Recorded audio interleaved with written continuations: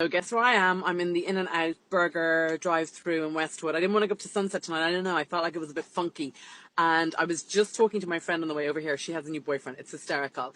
So she's not slept for 40 days and 40 nights, not because of fun stuff. No, he snores. I said to her, did you not ask him on, the second or third date? And she was like, I did. I can just imagine. She was like, do you snore? And he was probably like, I totally don't snore, but he totally does snore. And what's worse is when she finally gets to sleep at 5:30 in the morning, 6:25 a.m., the alarm goes off.